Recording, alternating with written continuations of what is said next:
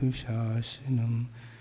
बोलो घाटोल के बड़े बाबा बासुरुजनाथ भगवान की, आचार्य गुरुदेव श्री विद्यासागर महाराज की, मुनि श्री विमल सागर महाराज की, तीन कमलोकड़ राजों की।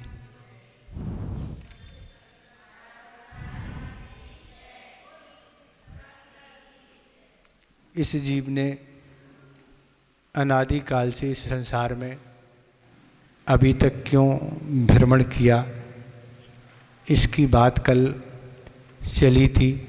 मोह के कारण इस संसार में इसका भ्रमण बना हुआ है। अब इस जीव ने अनादिकाल से, यह जीव अनादिकाल से कहाँ रहा, इसने अनादिकाल से कहाँ अधिक आयु व्यतीत की, उसका कथन अगली चौथी दोहे में दे रहे हैं। इसका उच्चारण करें। तासु भ्रमण की है बहु कथा, पै कछु कहूँ कही मुनि यथा। पे कछु कहूँ कही मुनि यथा। काल अनंत निगोद मझार, बीतो एक इंद्री तनधार। तास बिरमण की है, तास बिरमण की है बहु कथा, पे कछु कहूँ कही मुनि यथा।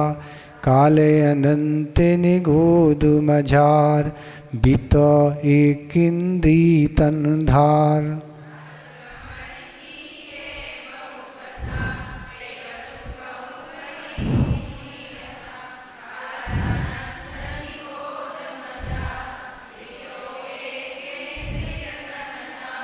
ठीक हो गया उच्चारण? कहीं उच्चारण में दिक्कत तो नहीं हो रही किसी को? नहीं। क्या कह रहे हैं? तास भ्रमण की कथा बहु, तो उस भटकन की कहानी बहुत लंबी है। पे यथा मुनि कहीं कछु कहूँ, तो भी फिर जैसे आज पूर्व आचार्य ने कही है उसी प्रकार मैं भी थोड़ी कहता हूँ। अनंत काल निगोद मझार एक इंद्री तनधार, भी तो इस प्राणी ने अनंत काल तो निगोद पर्याय में एकमात्र स्पर्श इंद्री का शरीर धारण कर व्यतीत किया है। तो इसमें पंडित जी कह रहे हैं कि इस जीव के भटकन की कहानी बहुत लंबी है। संसार भ्रमण की कथा बहुत लंबी है। एक कथा कब हमारी पता पड़ेगी? जब कोई भी जीव समूषण में जाते हैं और भगवान से अपने पूर्व भाव पूछते हैं, भगवान हमारे पूर्व भाव आप बताओ, कितने बताओ, आपको जितने सुनना वो तो सब बता देंगे ना। आपको सैकड़ों हजारों भाव लाखों भाव जितने पूछना है, केवली भगवान के ज्ञान में वह सब झलक रहे हैं और आपका पूरा चिट्ठा खोल लेंगे। आप 100 भाव पहले कहाँ थे, 10 भाव पहले कहाँ थे, सारा चिट्ठा खोल लेंगे। उनके ज्ञान में सब कुछ, जैसे आप कंप्यूटर पे स्क्रीन के माध्यम से देखते ही, ऐसी स्क्रीन की तरह उनको सब कुछ उनके ज्ञान में झलकता है। तो ये कह रहे उस जीव की बहुत कहानी बहुत लंबी है। नरकों में जाने की कोई संख्या पता नहीं। अनादिकाल से जीव नरकों में कितने बार गया, कौन से नरक में कितने बार गया, क्या हुआ, पता नहीं, क्योंकि अनंत काल से इसके अलावा कुछ किए ही क्या है। तो ऐसा आचार्य कहते हैं कि अनेकों बार नरक में गया, और अगर नरक की योग कार्य नहीं छोड़ रहा है पानी, तो फिर नरक में जाना है। नरक तो होके आया ही है, पर अभी नरक जाना बंद नहीं हुआ। कब बंद होगा? जब उसके करने योग कार्य बंद होंगे। नरक आयु का बंद जिन कारणों से होता है, उन कारणों को अगर नहीं करेंगे तो नरक आयु का बंद नहीं होगा। कौन से कारण नरक आयु के? तो आचार्य उमा स्वामी महाराज ने तत्वार सूत्र के 6 अध्याय में 10वें नंबर का सूत्र रखा है। वह वारम, क्या रखा? वह वारम परिग्रतम नारकशायुषा, बहुत आरंभ और बहुत परिग्रह से नरक आयु का बंध होता है। ये आचार्य उमा स्वामी महाराज लिखा है। बहुत आरंभ क्या है? बड़ी बड़ी खदानें आदि का काम होता है, और भी बड़े बड़े फैक्ट्रियाँ लगी हैं, और भी ऐसे कार हैं जो 24 घंटे चलती हैं, जिसमें जीवों की क्या है, कोई सुरक्षा ही नहीं, कोई शोधन नहीं। ऐसी खदानों पर भी काम, और भी तरह तरह के ऐसे जो बहुत आरंभ बढ़ाने वाले कार्य हैं। तो ऐसे कारणों से, ऐसे व्यापारों से, ऐसे कर्मों से नरक आयु का बंध होता है, जिनमें जीवों की कोई सुरक्षा ही नहीं। ट्रक आया और सीधा डाल दिया, कहाँ शोधन। तो ऐसे बहुत आराम और बहुत परिग्रह, क्या बहुत अनाप शनाप बहुत कुछ रखा है, और जिसमें कोई सीमा परिग्रह की नहीं बनाई गई। और जितना है सो है ही, पर मूर्छा और लगी हुई है। इसलिए आचार्य उमा स्वामी महाराज ने तत्वार सूत्र के 10 अध्याय में क्या रखा? परिग्रह की क्या परिभाषा लिखी? मूर्छा परिग्रह। मूर्छा ही परिग्रह है। ये आपके पास 1 लाख रुपए हैं, और आपको अगर 10 करोड़ की मूर्छा है कि 10 करोड़ आ जाती तो अच्छा रहता, तो 10 करोड़ का पाप लग रहा है, या 1 लाख का नहीं। मूर्छा है ना, हो पाए चाहे नहीं, पर मूर्छा तो बनी है ना। और जितना है अगर उतने ही में ठीक है, बस इतने से काम चल जाएगा, तो ज़्यादा का दोष नहीं लग रहा। पर मूर्छा जितने की है उतने के आप उस परिग्रह संबंधी दोषी होंगे। ये इसलिए आचार्य उमा स्वामी महाराज ने यही भाव रखा कि इसलिए तुम पहले मूर्छा पर नियंत्रण करो, तब परिग्रह की सीमा बनाना सार्थक है। अब मूर्छा की बना ही नहीं रहे, हमारे पास तो महाराज इतना है, तो आवश्यक जितना है उतना आप उसकी मर्यादा सीमा बना लो, जितने में आपका काम अच्छे से चल जाए, घर गृहस्थी चल जाए। ये नहीं करें आप सब कुछ छोड़ के किसी के आगे फिर हाथ फैलाना अच्छा नहीं।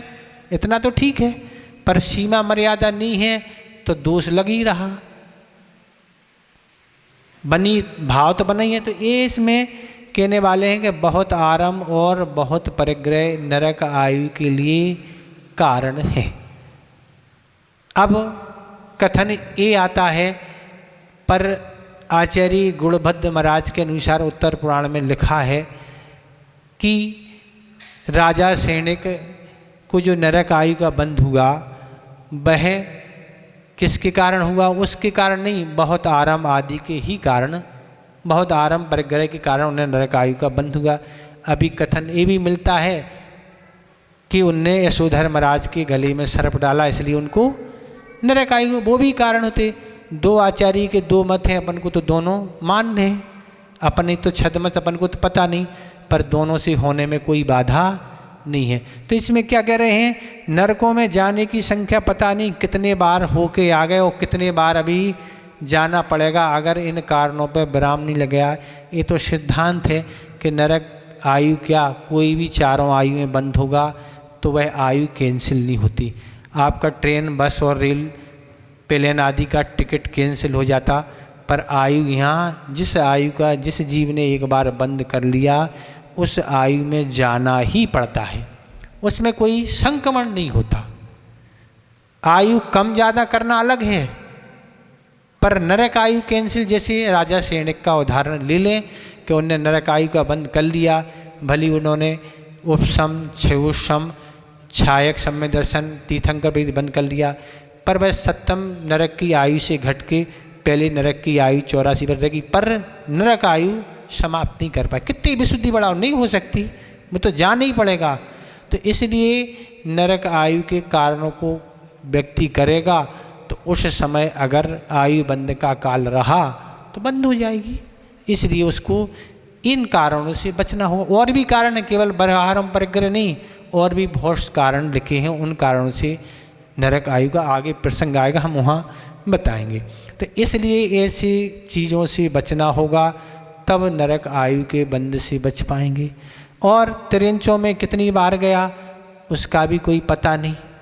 तिरंचों में भी अनेक बार इस जीव ने जन्म मरण किया, और देवों में भी अनेक बार गया, और इस तरह मनुष्यों में भी स्त्री पुरुष नपुंसक, इस तरह ये कह रहे हैं उस भटकन की कहानी बहुत लंबी है। क्यों बहुत लंबी है? क्योंकि एक ही अगर गति की अपन बारे में विचार करें तो एक ही गति में कितने बार गए कोई पता नहीं, और चारों गति का तो कोई हिसाब किताब नहीं, अपने ज्ञान का विषय नहीं, पर अनादिकाल कहाँ व्यतीत किया तो एक है। तो उस कथा का वर्णन करना कठिन है, इतनी लंबी कथा को हम कहाँ तक कहें।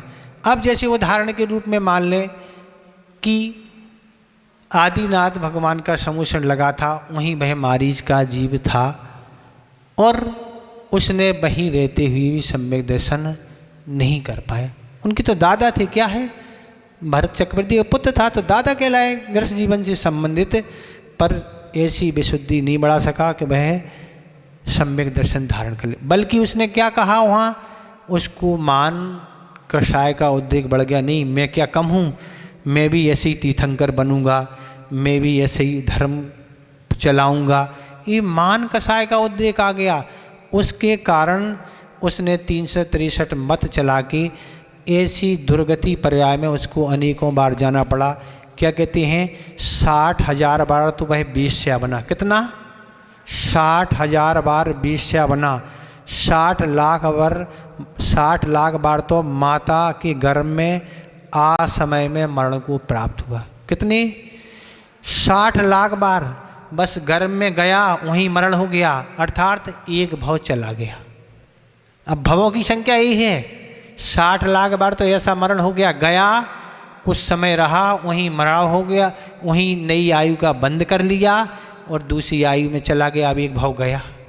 अब मनुष्य पर्याय कल्याण के लिए मिली, अब क्या क्या कल्याण, यहाँ जन्म ही नहीं हो पाया, जन्म हो ही नहीं, गर्भ में ही मरण हो गया, वहीं से अन्यत्र चला गया। तो ऐसा 60 लाख बार माता की, और 60 करोड़ बार तो गधा बना। कितना? 60 करोड़ बार तो वह गधा बना।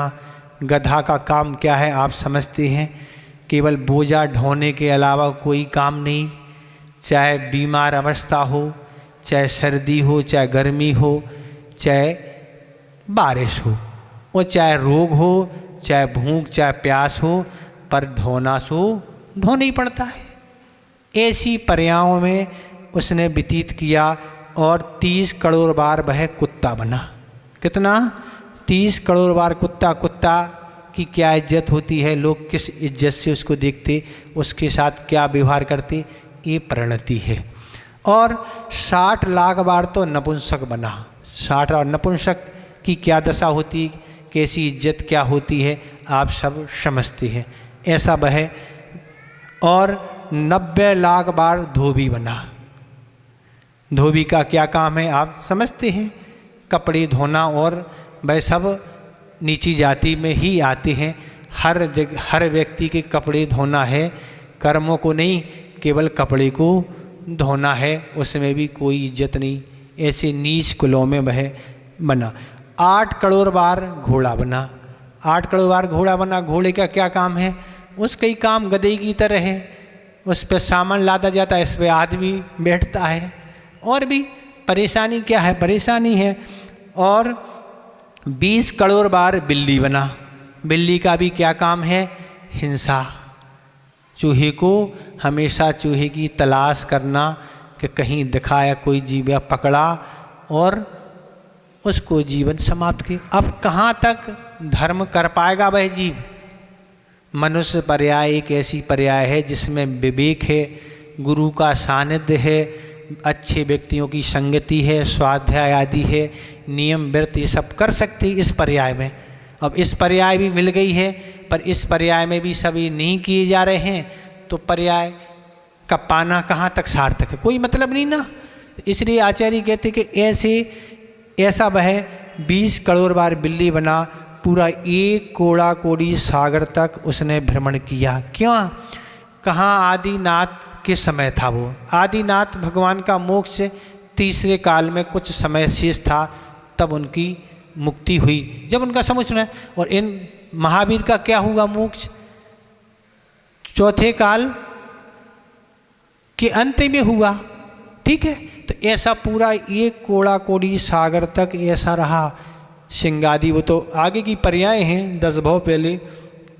एक बार बताते हैं वह राजा बना, चक्रवर्ती आदि, बीच में ऐसा उसने पुण्य किया कि वह चक्रवर्ती आदि कोई राजा बना। और यह बहुत संगीत का शौकीन था और उसने अपने संगीत सुनाने वाले नौकर से कहा, जो भी संगीत सुना था, कि जब तक हम जागते हैं तब तक हमें संगीत सुनाना, और जैसी हमारी निद्रा लग जाए तुम संगीत सुनाना बंद कर देना। पर वह संगीत सुनाने वाला भी अच्छा संगीत का प्रेमी था। राजा की नींद लगने के बाद भी वह संगीत रात भर बजाता रहा। जब सो के उठा तो उसने उस पर बड़ा क्रोधित हुआ और दोनों कानों में उसका शीशे भर दिए, कोई ऐसी धातु भर दिया जिससे वह उसको बहुत संक्लेश हुआ। और इस संक्लेश के कारण इसने फिर ऐसा पाप किया कि फिर नरक चला गया। ये परिणतियाँ हैं कि जीव का विकास इस तरह से होता है। कोई योग संयोग कोई मिलते हैं जिससे वह अच्छी कल्याण के लिए वह पर्याय प्राप्त करता है, पर कुछ ऐसे कार्य वह कर लेता है कि विकास हुआ, फिर राजा बन गया। अब राजा चाहे तो अच्छे से व्रत नियम संयम लेके और अच्छे से धर्म ध्यान के कल्याण कर सकता है, पर क्या हो गया? क्रोध कसाय उबल गई। इस नौकर की इतनी हिम्मत, हमारे मना करने के बाद भी ऐसा करता रहा, बस एक क्रोध है ना।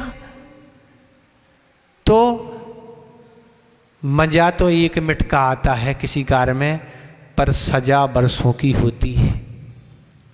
मजा 1 मिनट का और सजा बरसों की। राजा सेणिक ने यशोधर्मराज के गले में बस सर्प डाला, कितना समय लगा? 1 मिनट तो लगा होगा। 1 मिनट का मजा और बरसों की सजा था। 33 सागर की आयु का बंद राजा सेणिक ने कर लिया। 7 पृथ्वी, 1 मिनट का मजा, आनंद आया ना। क्यों?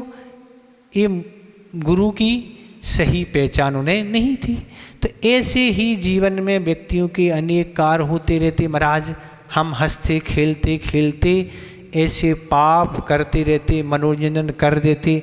आज जैसे मोबाइल आदि या जो भी गेमों में से आज सब गेम बच्चों बड़ों के द्वारा खेले जा रहे महाराज, कौन हम उस जीव को मार रहे, वो तो उसमें है, पर भाव हिंसा का पूरा पाप लगता है।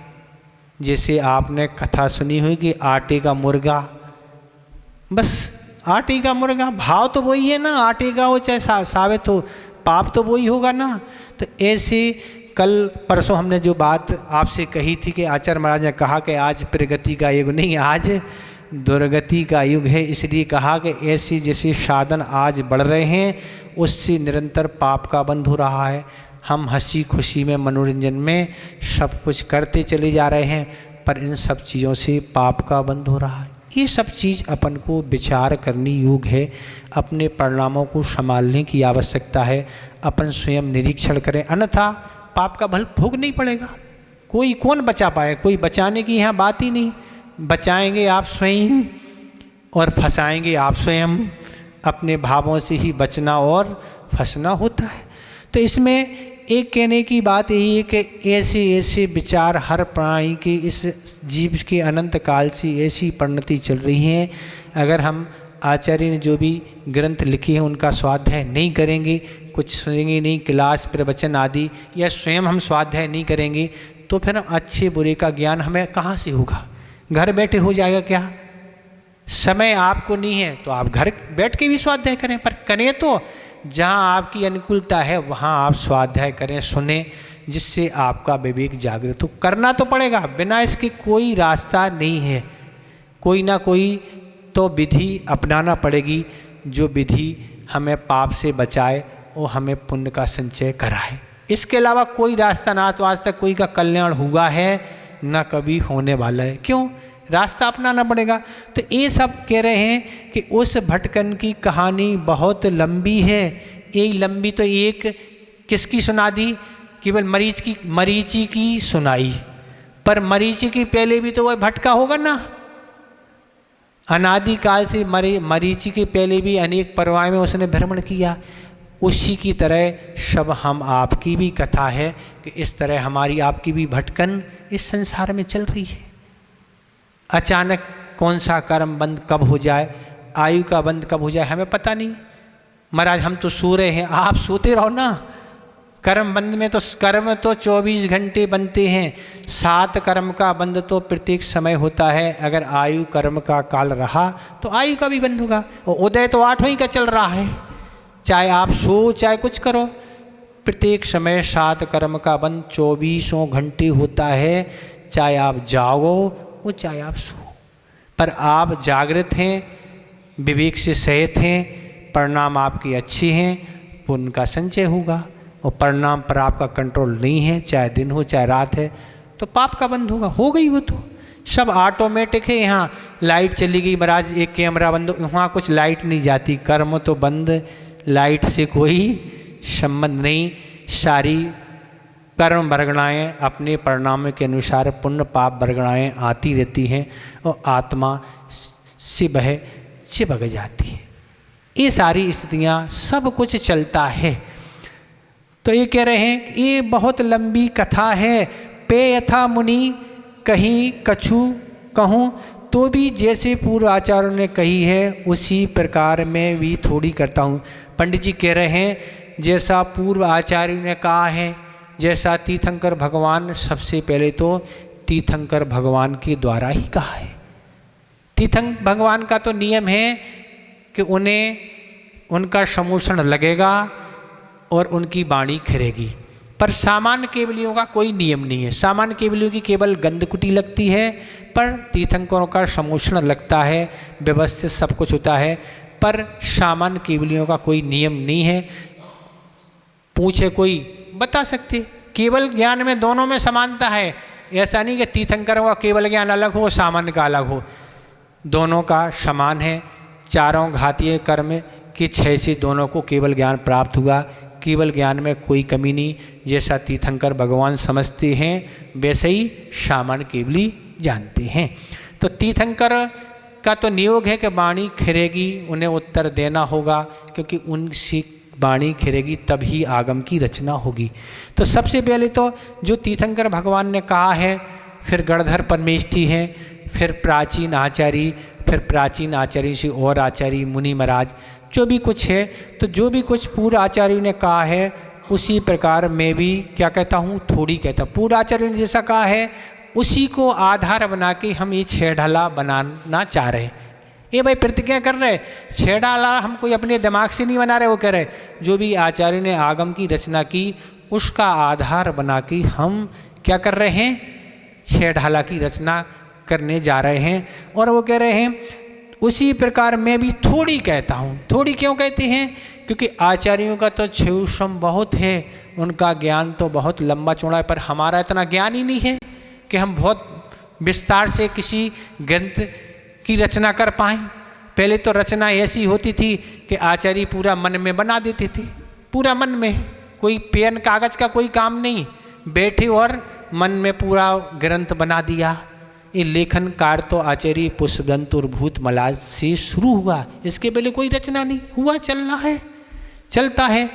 आज ये बड़े बड़े आचार्य कितना उनका छो समूह बताओ आप, ना पेन ना कागज ना कोई कोश ना कुछ भी, बस बैठे बैठे बना दिया, सब पूरा याद है। अपन को क्या याद है, अपन को भी सब याद है, क्या है, आउट ऑफ कोर्स, जो अपने मतलब की वस्तु नहीं है, जिससे पुण्य संचय नहीं होता, वो अपन को भी याद है। अपन भी पुराणों की रचना बना देंगे, कर देंगे, कौन सी जो हमें पुराण याद है, पर वो सब पुण्य संचय के लिए कारण नहीं है। पर आचार्यों ने जो भी ग्रंथों की रचना की वो सब पाप क्षय और पुण्य संचय के लिए कारण है। उनके लिए भी पुण्य संचय हुआ और अपने लिए भी पुण्य का संचय होगा। तो ये कहने वाले हैं कि इसलिए मैं आधार बना के थोड़ी कहता हूँ, हमारा क्षेत्रम थोड़ा है, हम उतनी बात कहूँगी। छह ढाला की रचना इसलिए कर रहा हूँ कि संक्षेप रुचि वाले हैं, कम छयूसम वाले हैं, जिनका अभी प्रारंभ में ज्ञान नहीं है, उनके ज्ञान के लिए मैं छह ढाला बना रहा हूँ। बड़ी बड़ी बातें समझ में नहीं आएंगी, एक से एक बड़े बड़े ग्रंथ आचार्यों ने बनाए हैं, पर प्रारंभ में उनमें पढ़ेंगे तो फिर रुचि पढ़ने की नहीं होगी। इसलिए अगर किसी भी स्वाध्याय को हम क्रमिक नीचे से पढ़ना प्रारंभ करेंगे, ऊपर की ओर पढ़ेंगे तो हमारी रुचि बढ़ेगी। और अगर किसी कक्षा 1 के विद्यार्थी को 12वीं की पुस्तक पकड़ी जाए तो क्या हालत होगी उसकी। कक्षा 1 का विद्यार्थी है, 12वीं की पुस्तक दे दो भैया पढ़ो, तो वो क्या क्या पढ़ेगा ना। तो ऐसी दशा उन जीवों की होगी जिन्हें छोटे ग्रंथों का ज्ञान है नहीं और बड़ा पढ़ रहे हैं महाराज। तो पहले क्रमिक ज्ञान धीरे धीरे हो, उसके बाद आगे के ग्रंथ पढ़ेंगे तो रुचि जागृत होगी, विषय समझ में आएगा और सब अच्छा रहेगा। पर प्रारंभ से महाराज हम तो सब पढ़ना चालू कर दें, पढ़ लो आप, समझ में आ जाएगा क्या हो रहा, कहाँ आप हवा में उड़ने लगोगे ना। तो क्या कह रहे हैं, अनंत काल निगोद मजार एक इंदी तनधार बीतो। तो कह रहे हैं इस प्राणी ने अनंत काल निगोद पर्याय में एकमात्र स्पर्श इंद्रिय शरीर धारण करके बीती। क्या कह रहे हैं, इस प्राणी ने कहाँ रहा जी, अनंत काल। अनंत काल क्या होता है, लौकिक गणित से उसका गणना करना कठिन है महाराज। अनंत काल क्या, अनंत भी कई प्रकार के होते हैं, अक्षय अनंत भी होता और भी अनंत। अनंत काल उसकी हम कोई वर्षों और दिनों से कोई गणना नहीं कर सकते। हम कितने काल निगोद में रहे महाराज, तो क्या दशा है। तो ये चीज़ क्या है वस्तुतः कि इसमें क्या होता है कि तरस काल का समय 2000 सागर है। तरस काल का समय कितना है, 2000 सागर। अगर 2000 सागर में इसने कल्याण अपना कर लिया तो ठीक है, नहीं तो पुनः निगोद जाना पड़ता है। अब तरस काल तो 2 इंद्री 3 इंद्री 4 इंद्री 5 इंद्री है, पर कल्याण तो मोक्ष तो किससे होना है, संगी पंच इंद्री। वह भी मनुष्य और मनुष्यों में पुरुष जब बनेगा, जब स्त्री को मोक्ष होगा नहीं, नपुंसक को होगा नहीं, तो पुरुष बनेगा और पुरुष बन के भी वह महाव्रतों को अंगीकार करे, छपक श्रेणी के योग विशुद्धि बढ़ाए, तब जाके वह मोक्ष प्राप्त कर सकता है। संगनन भी चाहिए, सब अच्छा अच्छा चाहिए तो हो पाएगा। वह भी बताते हैं लगातार पुरुषों के 8 भाव ही मिलते हैं। अब इसमें पूरे में लगातार में 8 मिलना है, कर लिया तो कर लिया, और भी मिलेंगे, नहीं किया फिर जाना वहीं कहाँ, निगोद। बस तरस काल आपको कल्याण के लिए मिला, 2000 सागर में हो गया तो हो गया, नहीं तो फिर जाओ, कहाँ जाओ, बस वहीं निगोद। स्थायी निवास कहाँ है, घाटोल, ऐसे ही निगोद है ना। कहीं भी जाएंगे लौट के तो घाटोल ही आएंगे ना। इसी तरह ये निगोद में फिर जाना पड़ेगा। अगर बीच में भी आपने अधिक से अधिक 2 सागर मिला, पर बीच में ऐसा कि एक संयोग कुछ मिल गया, हो सकता 2000 सागर के पहले भी चली जाएं, अब क्या कल्याण करोगे।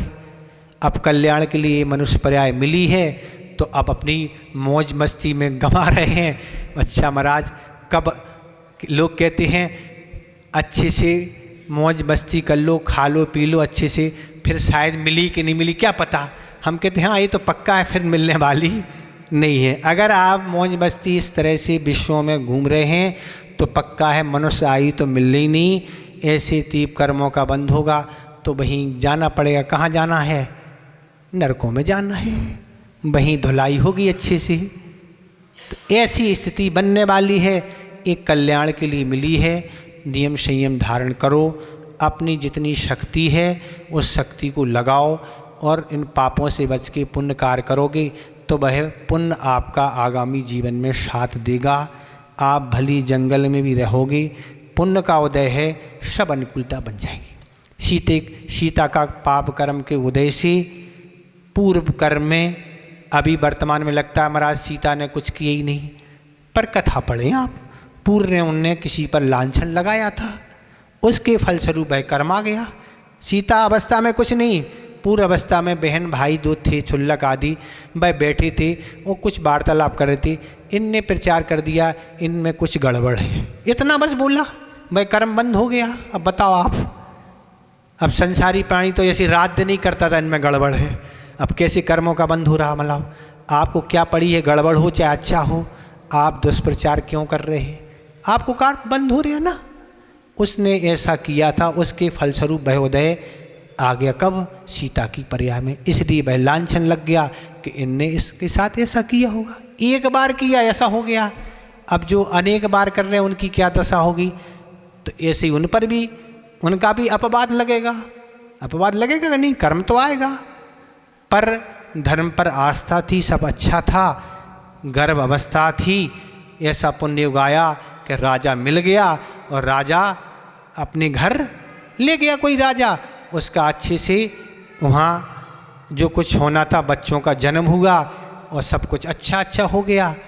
और जो भी संघर्ष था व्यतीत होके, आगामी काल में परीक्षा आदि होके और दीक्षा धारण करके, आर्काओं का व्रत धारण करके स्वर्ग चली गई।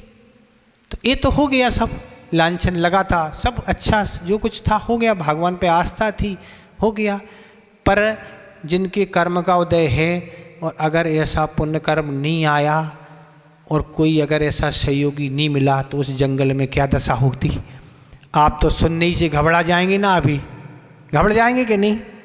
जंगल में छोड़ दिया जाए, ऐसे जंगल में पशु पक्षी हो, गर्भ अवस्था हो, कोई सहयोग नहीं हो, क्या दशा होगी। पहले के जंगल तो और घनघोर रहती थी, अब कितना संक्लेश होगा, सोचो विचार करो। पर संक्लेश या कुछ भी, कर्म तो कर्म है, आएगा वो तो आएगा, देगा उदय, उदय में आएगा तो अपना फल देगा। तो ये कहने का अर्थ है कि ऐसे प्रसंगों से बचना चाहिए। जिनका जो करना सो करने दो, अपन को अपना अच्छा करना, तो निंदा नहीं करनी चाहिए। हमने भी एक प्रसंग को शायद कहाँ रखा था, हमें यहाँ प्रवचन में रखा होगा, हमें याद नहीं है। पर नीच गोत का वर्ण द्वितीय गुणस्थान में होता है। कर्म कांड के अनुसार कितना है, नीच गोत का वर्ण द्वितीय गुणस्थान से आगे नहीं होता। जो द्वितीय गुणस्थान में जाएगा वो पहले तो नियम से जाते ही है। द्वितीय गुण से विकास होता नहीं, ह्रास ही होता। पहले में जाएगा तो नियम से सम्यक दर्शन छूटेगा, और सम्यक दर्शन छूट गया तो चारों आयु का बंद हो सकता है, कोई गारंटी नहीं।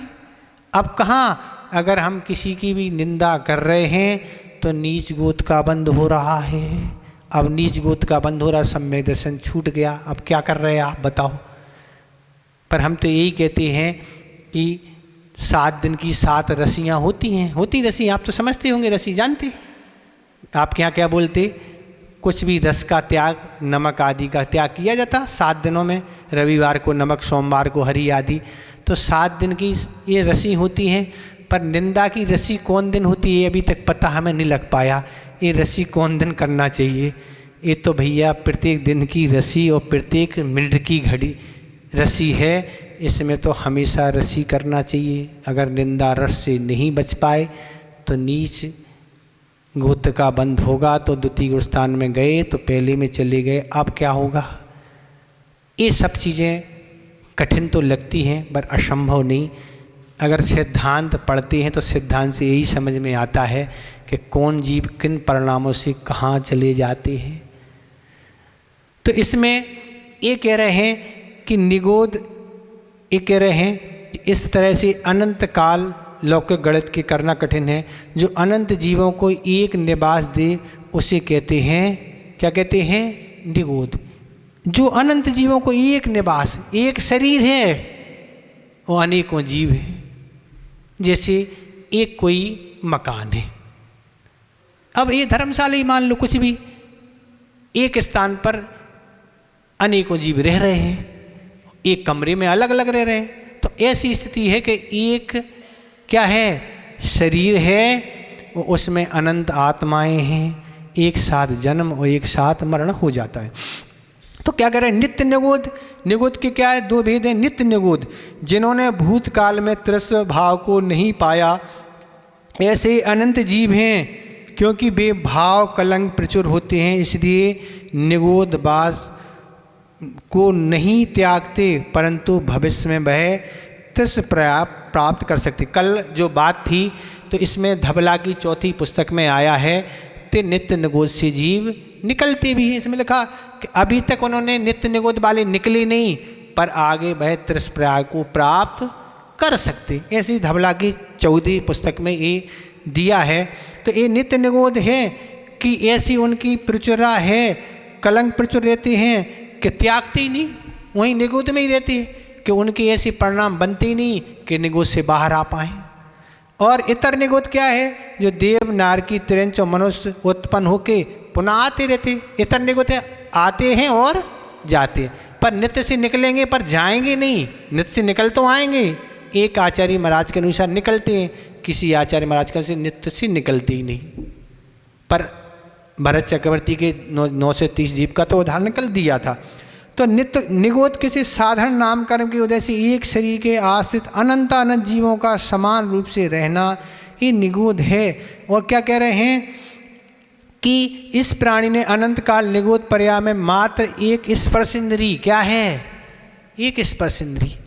बताओ, मनुष्य आदि के तो 5 इंद्री हैं और 5 इंद्री से विषय भोग आदि सब करते हैं, पर इनकी तो मात्र एक स्पर्श इंद्री है।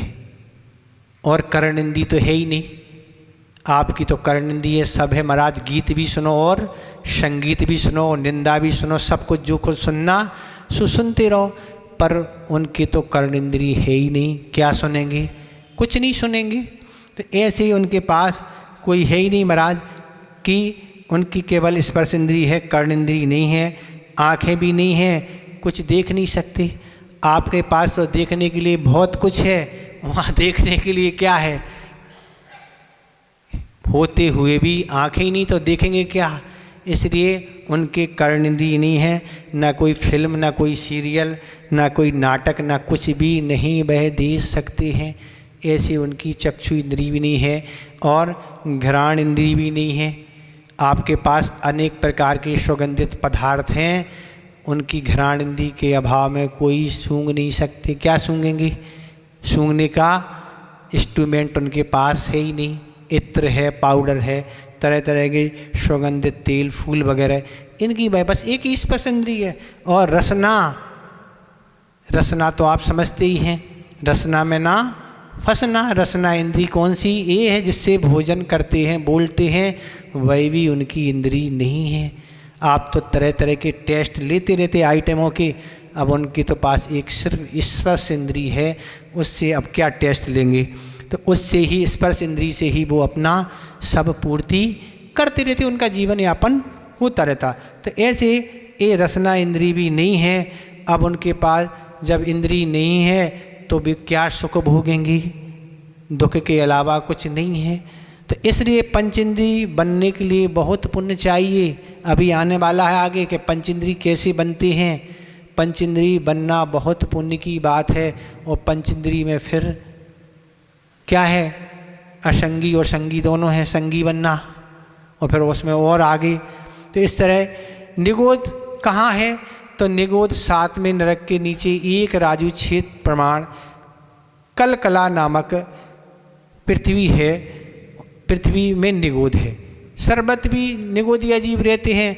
आचार्य अकलंग देव महाराज ने राजवार्तिक में यही लिखा कि 7वें नरक के नीचे एक राजू छेद प्रमाण कलकला नामक की पृथ्वी है, वहाँ उन्होंने निगोद माना। और जगह भी निगोदिया जी रहते, अपने शरीर में भी आश्रित हैं। तो निगोद कौन जाते हैं?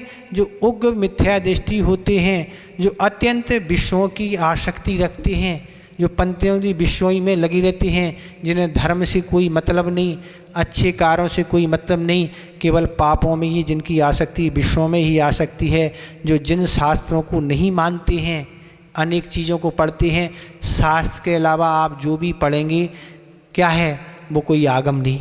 चाहे पेपर हो, चाहे मैगजीन हो, चाहे तरह तरह के उपन्यास, कुछ भी हो दुनिया में, आगम क्या है? जो भगवान के द्वारा कहा गया है वही आगम है। इसके अलावा कोई आगम नहीं। स्वाध्याय आप मानेंगे तो स्वाध्याय हुआ क्या? वो पेपर तो आप सबसे पहले लोगों को चाहिए पड़ता महाराज सुबह सुबह। हम जब, आपको नहीं कह रहे ना, पर हम जब जंगल जाते लौटते हैं तो लोग बिल्कुल पकड़े, बिल्कुल जैसा इनका कर्म कांड का स्वाध्याय चल रहा हो, ऐसे बिल्कुल पढ़ते हैं। आचार्य ज्ञान सागर महाराज कहते थे कि जिस तरह सुबह उठते ही व्यापारी सबसे पहले पेपर में भाव देखता है। आज का ज़माना अलग है, अब तो इंटरनेट आदि मोबाइल आदि, अब तो कोई पेपर की ज़रूरत ही नहीं है। अब आचार्य ज्ञान सागर महाराज उस समय की बात बता रहे जब ये सब चीज़ें नहीं थी। तो आचार्य ज्ञान सागर जी कहते थे कि जिस तरह सुबह उठते ही व्यापारी सबसे पहले क्या देखता है, पेपर। अगर मान लो वो सोने चांदी या जिसका भी उसका व्यापार है वो देखेगा, सबसे पहले वही पेज खोलेगा, इसमें कितने भाव कम हो गए या बढ़ गए, सबसे पहले वही देगा। इसी तरह आचार्य ज्ञान सागर कहते हैं, इसी तरह सबसे पहले उठते ही साथ तत्वार सूत्र का 6वां अध्याय देख लेना चाहिए। तत्वार सूत्र का 10वां अध्याय में 6वां अध्याय 6 हुआ है। किस कर्म का बंध किन भावों के द्वारा होता, ये तत्वार सूत्र के 6वें अध्याय में दिया है। सबसे पहले अगर कुछ देखना है महाराज तो क्या देखो, 6वां अध्याय देखो, जब आप दिन भर नियंत्रण अपने भावों पर लगा सकेंगे। नहीं तो चल ही रहा है, बस चलता रहता। अब महाराज सुबह कब होती, जब आपकी सुबह होती हो, हमें पता नहीं कब होती, हर व्यक्ति की सुबह अलग होती और रात अलग होती है। सुबह अपने हाथ में है और रात अपने हाथ में, जब सोना जब जागना, जब जो करना करो ना। तो इस तरह आचार्य महाराज ज्ञान सागर जी संकेत दे रहे, 6वां अध्याय अच्छे से पढ़ लो। ज्ञान दर्शन का कैसे बंद होता, साता वेदनी का कैसे बंद होता, मोहिनी का कैसे होता, आयु आदि नाम गोत्र, ये सब 8 कर्मों के बारे में तत्वार सूत्र के 6वें अध्याय में दिया है। अब पढ़ लो, आप ये पढ़ो। अब टीवी मोबाइल उठते ही साथ सबसे पहले मोबाइल देखें, महाराज क्या हुआ रात में, क्या क्या आ गया, फिर देखो, फिर डालने की योजना बनाओ। आप कुछ भेजना है ना, फिर भेजेंगे। बस इसी में महाराज हमारा अधिकांश समय निकल जाता, जिनका निकल जाता, जिनका नहीं हमें नहीं पता। हम तो सामान्य से सुनते रहते हैं कि लोगों के पास कितना समय है, वो इसको क्या मान रहा, क्या धर्म मान रहा, पुण्य मान रहा, ऐसे होने वाला कुछ नहीं होने वाला है। अगर अच्छे भाव हैं, अच्छी है, तो उन साधनों से हम पुण्य का संचय भी कर सकते हैं। साधन तो साधन है, चाहे हम तो पुण्य भी बन सकते, और नहीं तो पाप तो बंद होते ही है। ऐसे हम अगर कार्य कर रहे हैं इन साधनों से तो पाप का बंद हो रहा। आंखें तो आंखें ही हैं, पुण्य भी बन सकता और पाप भी बन सकता। कान भी हैं, इंद्री तो इंद्री हैं, पुण्य का बंद भी कर सकते, पाप का भी बंद कर सकते। तो इस तरह जिन शास्त्रों को जो नहीं मानते और दुराचारी हैं, जो दुराचार में ही लगे रहते हैं और तप से रहते हैं, जो कोई तप ही नहीं करते हैं, ना उपास करना, ना ऊन उदर करना, ना कुछ करना, और बस अपना समय निकाल रहे हैं, तो वो तप से और धर्म से रहते हैं। जिनका कोई धर्म ही नहीं है, सच्चा धर्म होना चाहिए। धर्म तो कोई भी हो, कोई धर्म मान लोगे तो क्या कल्याण होगा। और दुर्बुद्धि हैं, जिनकी बुद्धि खोटे कार्यों में लगी है और चारित्र से रहते हैं, जिनके जीवन में कोई चारित्र नहीं, ना एक देश, ना सकल देश, ना कोई नियम, ना कोई संयम। तो ऐसे जीव निगोत के पात्र बन जाते हैं, और पात्र बन जाते हैं तो क्या होता है, वो तो आगे दोहे में आने वाला है, क्या होता है वहाँ। ठीक है, इस तरह यह आपका 4था नंबर दोहा पूर्ण हो गया कि इस जीव ने अनंत काल अपना कहाँ व्यतीत किया, तो निगोद में सिर्फ एक स्पर्शेंद्री मिली, उससे ही व्यतीत किया। आया भी और फिर खोटा काम किया, फिर चला गया, फिर आया, फिर जाया। इस तरह से इस जीव की परिणतियाँ चल रही हैं। इस तरह यह दोहा पूर्ण हो गया। इसमें आपको अगर कुछ पूछना हो तो आप पूछ सकते हैं। क्या नित्य नहीं, इतना निगोद की बात बताई, नित्य नहीं है। इनने तो ये लगा निगोद कहाँ है, तो 7वें नरक के नीचे एक राजी प्रमाण निगोद नित्य आदि से ऐसा कुछ नहीं बताया। आचार्य अकलंग देव महाराज ने केवल निगोद की परिभाषा निगोद का लिखा। अब नित्य इतर का नहीं, ऐसा कुछ उसमें भेद नहीं डाला, नित्य के इतर है, एक उनने स्थान बताया। और कुछ तो नहीं पूछना, विषय समझ में तो आ रहा ना, ऐसा तो नहीं लग रहा कठिन लग रहा हो, है कठिन तो नहीं लग रहा। समझ में आ रहा है ना? हिंदी तो आती होगी ना आपको, हमें बागड़ नहीं आती ना, हम बागड़ में तो बोल नहीं पाते, और आप लोग सब बागड़ में बोलते हैं। कुछ समझ में बागड़ आती तो है ना, पर ऐसी ज़्यादा समझ में नहीं आती, कुछ समझ में आ जाती है कि आप कहने वाले हैं क्या कहते हैं। ठीक है, और कुछ पूछना तो नहीं? आगे चलें, 5वां नंबर आगे। यह जीव निगोद से निकलकर किन पर्यायों को प्राप्त करता है, और निगोद में किस प्रकार के कष्ट इस जीव को उठाना पड़ते हैं? तो उसके लिए है 5वां नंबर दोहा, इसका उच्चारण करें। एक श्वास में 8-10 बार जन्म्यो मरियो भरियो दुख भार, जन्मो मरियो भरियो दुख भार, निकषी भूमि जल पावक भयो, निकषी भूमि जल पावक भयो, पवन प्रतीक वनस्पति थयो,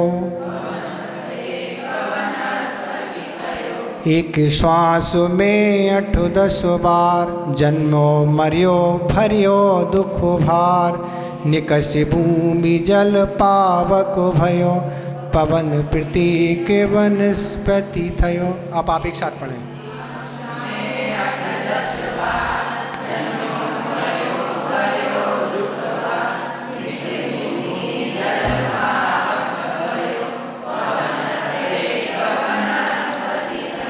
ठीक हो रहा उच्चारण? कहीं किसी को उच्चारण में कोई दिक्कत तो नहीं हो रही? कह रहे हैं एक श्वास में 8-10 बार जन्म्यो मरियो दुख भार भरियो। उस निगोद में इस जीव ने एक श्वास में 18 बार जन्म और मरण का दुख का भार सहन किया।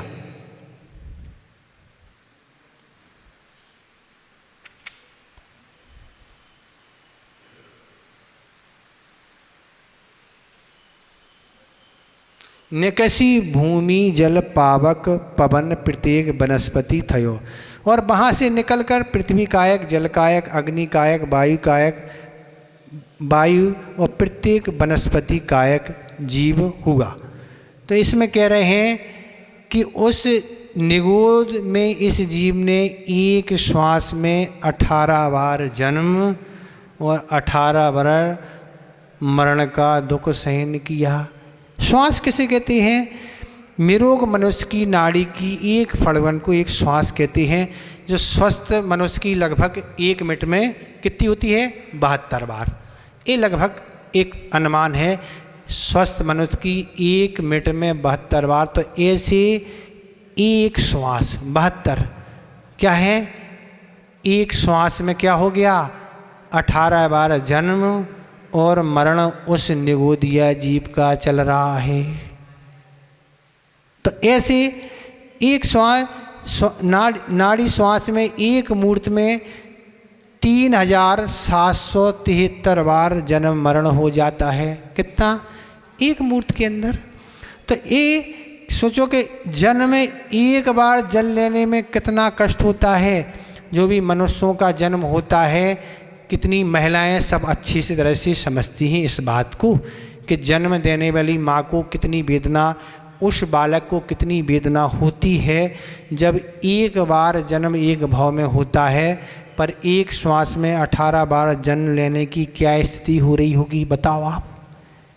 एक श्वास में 18 बार जन्म मरण हो जाता, आयु बंद हो जाती, और अगली वहीं की वहीं होना, कहाँ जाना, उसी आयु को बंद करना। फिर अब निकले ही नहीं निगोद से, तो क्या वहीं चल रहा है। किस तरह से स्थिति होती है?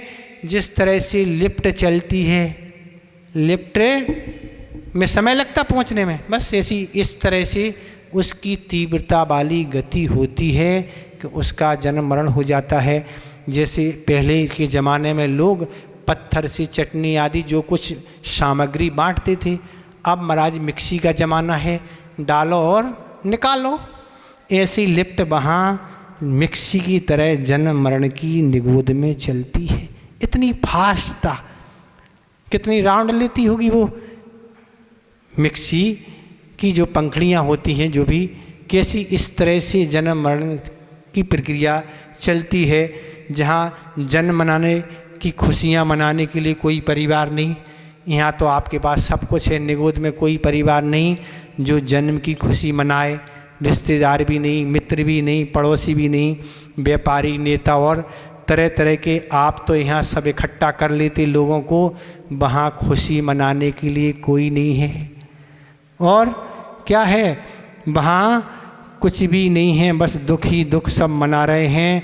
यहाँ तो आप कार्ड भी बांट रहे हैं, मैसेज भेज रहे हैं, बैंड भी बज रहे हैं, केक और मिठाई, तरह तरह के वस्त्र और गिफ्ट, खिलौने, सब अपने अपने हिसाब से सब लोग यहाँ उस जन्मदिन की खुशियाँ मना रहे हैं, अपने अपने इस तरह से सब मना रहे हैं। पर निगोद में यहाँ कौन खुशी मनाने वाला है महाराज? कोई नहीं है। अपना कोई हो तो खुशी मनाए, वहाँ कोई दुकान है नहीं, अपना कोई है नहीं, बस सिर्फ एक ही काम है, जन्म लेना और मरण करना। निगोद का यही काम है।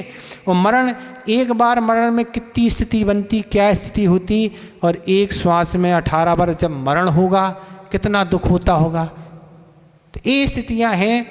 बीमारी के साथ मरण की क्या स्थिति हो, बीमार कोई होता है तो और ज़्यादा स्थिति घटित होती है। वहाँ कोई हॉस्पिटल नहीं है, ना कोई डॉक्टर है। यहाँ तो आपके यहाँ सब हॉस्पिटल हैं, डॉक्टर हैं, आप तो विदेश से भी दवाई मंगा लेते, विदेश भी चले जाते। आपके पास सब एसी रूम भी है और आईसीयू भी है, सब कुछ यहाँ आपकी सेवा के लिए परिवारजन, नौकर चाकर सब हैं, पर वहाँ कोई देखभाल करने के लिए कोई भी नहीं है। ये सारे चिंतन के विषय हैं। तब ऐसे परिणाम छूटेंगे, तब ये निगोद की यात्रा रुकेगी। ये चिंतन करो महाराज, मन नहीं लगता महाराज, क्या करें हम? ऐसे चिंतन करो आप, कैसे मन नहीं लगेगा? निगोद के बारे में विचार करो कि निगोदिया जीव एक श्वास में 18 बार जन्म मरण कर रहे हैं, उनकी क्या स्थिति बन रही होगी। पर निगोद से छोड़ के आते भी है कुछ पुण्य कार्य से, फिर ऐसे भाव कर लेते, फिर वहीं चले जाते। तो इन भावों को आपको रोकना होगा। तो ऐसे जन्म मरण की स्थितियाँ वहाँ बनी है। तो ऐसे स्थिति बनती है। समय आपका लगभग हो रहा है। ये पूरा श्लोक जहाँ तक पूरा दोहा भी नहीं हो पाएगा, इसलिए इसको यहीं अपन रोक देते हैं। कुछ पूछना हो तो पूछ लें, नहीं तो आप संस्मरण सुना देते हैं। ठीक है, पूछना कुछ सब आते ही हो। आप तो 6 ढाला कई बार पढ़ चुके हो, पढ़ा चुके होंगे ना, आप तो अभ्यस्त हैं ना, आपको समझ में तो आ रहा, फिर भी अपना पूछना है कि नहीं आया तो पूछ ले। नहीं यही लगे कि क्लास में आते तो हैं पर महाराज को समझ भी नहीं आता है, तो इसलिए हम कह देते भैया आपको पूछना तो पूछ लो, और नहीं पूछना है तो विद्वान लोग हैं आप, तो कोई फिर जरूरत ही नहीं ना। आचार्य महाराज, हम राजस्थान का ही संस्मरण क्या? हाँ, तो छोटे बड़े से क्या मतलब पाप पुण्य का? जीव तो जीव है ना, भावों से पाप का पुण्य बंद होता, जीव का तो है ही। छोटे बड़े से क्या मतलब है? तो छोटे जीव को बंद नहीं होगा, मतलब वो बंद से रहित हो जाएगा क्या? होगा, क्यों? जीव है, पुण्य पाप बंद होगा। जो पुद्गल है, जड़ है, उसको नहीं होती ये सब चीज़ें, पर जीव है तो ये होगा। निगोदिया हो चाहे कोई हो, फिर अगर पाप बंद नहीं होता तो फिर ऐसा फल क्यों मिल रहा? पाप तो बंद क्यों है? क्या तो आता, पाप कैसे आते? आत्मा तो है ना उसके साथ, पाप कैसे आते? आत्मा से रहे थे क्या वो? आत्मा तो, आत्मा से पुण्य पाप आता है, छोटा हो चाहे बड़ा हो। देखो, आपने द्रव्य संग्रह में पढ़ा होगा कि जीव तो वही रहता है, जब बड़े शरीर में जाता तो बड़ी अफगाना, छोटे में रहता था जीव तो जीव ही है। ऐसा होता कि अलग अलग जीव होते हैं, बड़े शरीर का जीव अलग हो, छोटे का अलग हो। वो तो जिस पर्याय में, जब वह चींटी में रहता तो जीव रहता, हाथी में रहेगा तो वही जीव है। जीव तो जीव है ना, जीव बदलता नहीं है, बस उसकी वह अफगाना। कोई आप कमरे में बल्ब लगा दे छोटे कमरे में, उतना ही प्रकाश रहता। वही बड़े स्थान में लगाए तो उसका प्रकाश फैल गया कि नहीं, वही दीपक है, वही बल्ब है, उसका व्यस्तीकरण बल जाए, क्षमता उसके अंदर है, जितने शरीर में रहेगा उसमें वह अपनी शक्ति प्रदान करेगा। आचार्य महाराज का राजस्थान का हम संस्मरण सुना रहे। आचार्य महाराज का जैसी दीक्षा आचार्य महाराज की हुई, कुछ समय आचार्य महाराज का राजस्थान, आपके बागड़ में तो आना नहीं हुआ, पर दूसरी जगह आचार्य महाराज का जहाँ भी रहना हुआ, और आचार्य महाराज ने बिहार वहाँ से किया, और मन बना के जहाँ तक आचार्य महाराज बुंदेलखंड की ओर मन बना के निकले थे, एक बार आचार्य महाराज ने ऐसा सुनाया था। और बिहार करते करते आचार्य महाराज महावीर जी जाने के भाव थे, और महावीर जी जैसे आने को था उसके पहले ही मल्लप्पा जी अपने परिवार के साथ आचार्य महाराज के पास पहुंच गए। सारा परिवार था, और परिवार ने विहार करते करते महावीर जी पहुंच गए, और महावीर जी में जाके वह प्रतिदिन अतिथि संभाग व्रत का पालन करते थे। पूरी वे जो भी परिवार के लोग थे प्रतिदिन पड़घान करते थे। जब भी आहार का योग संयोग बनता था तो उनके यहाँ आहार हो जाता था। ऐसा पड़घान करते करते अतिथि संभाग व्रत करते करते बहुत समय व्यतीत हो गया, और व्यतीत होने के बाद अब चूँकि गृहस्थ हैं और घर छोड़ के आए थे, खेती किसानी का काम था, वह भी जाके करना था, और अब सारे परिवार ने योजना बनाई कि अपन को घर चलना है। तो इस तरह की बात सामने आई, तो जो समय सागर महाराज जी और पूज्य योग सागर महाराज दोनों थे, और वह शांतिनाथ और अनंतनाथ दोनों के नाम थे, और दोनों आचार्य महाराज के पास गए और आचार्य महाराज से कहा कि आचार्य महाराज अब हम आज घर वापस जा रहे हैं।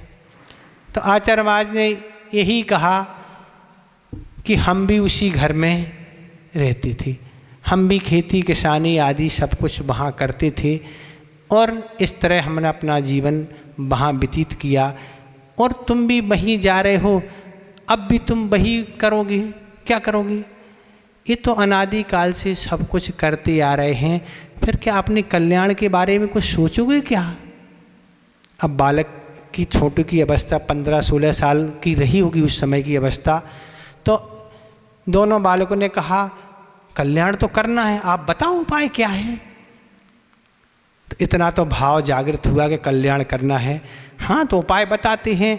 और आचार्य महाराज ने फिर उनको उपदेश दिया, और दोनों भाइयों ने उसी समय आजीवन व्रत धारण कर लिया, आजीवन व्रत धारण कर लिया।